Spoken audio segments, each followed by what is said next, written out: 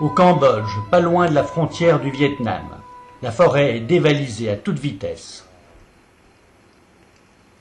Après les gros camions de gens puissants, au-dessus des lois, les pauvres bougres prennent les restes et poussent leur vélo sur des dizaines de kilomètres.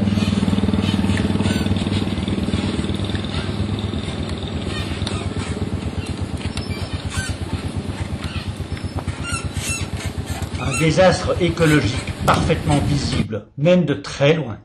Le Vietnam est vert, le Cambodge sec.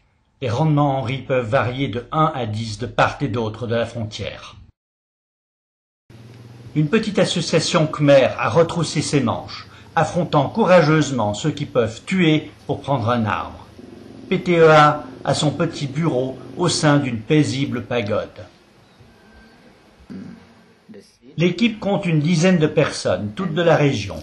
Portman en est le fondateur et le leader. Il rayonne dans une vingtaine de villages. Il faut des heures de moto sur de mauvais chemins pour y arriver. PTEA vise le développement en répondant aux besoins essentiels. Il faut changer les attitudes, il faut la justice, les formations techniques et développer l'entraide. Portman était bon dans la même pagode. Maintenant, il veut aider tous ceux qui l'ont nourri quand il était bon. Sur le chemin vers les villages, c'est un défilé incessant de vélos et parfois de camions de bois. PTEA aide au développement de pépinières dans les villages. Les paysans vont ensuite replanter la forêt.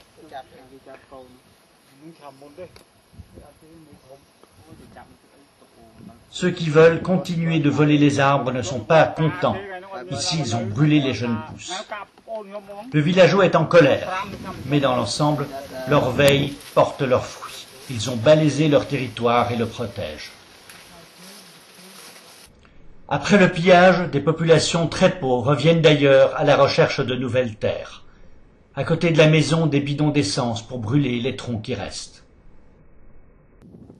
Le comble, ils sont effrayés par la caméra. Ce ne sont pas eux qui ont détruit la forêt pourtant. Ils font pousser du maïs ou du manioc. Les rendements sont minimes, la vie est très dure, loin de tout. Les villageois ne sont pas contre le fait de couper du bois, mais il faut que ce soit contrôlé, avec l'autorisation de tous. Pour les extérieurs, il faut que le village soit payé. D'ailleurs, le village a sa petite scierie. Les villageois savent combien ils ont besoin de la forêt. Ils ne veulent pas la perdre. Et Mekong Plus a décidé de les aider.